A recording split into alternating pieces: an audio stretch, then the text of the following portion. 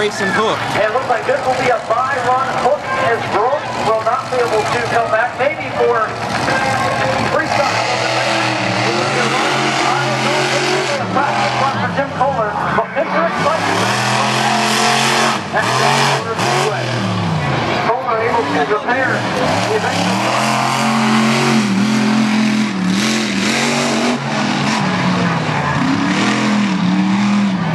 That's one of the hardest throws right there to make that quick left-hander get down through the shortcut. Koehler made it look easy there. And he is halfway through his by-run. But second, Hook not able to come back. For freestyle as they work on that stuff back.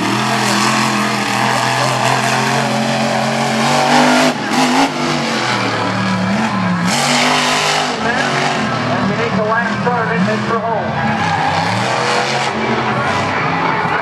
A little mistake there off the corner. Doesn't matter. It's a bye.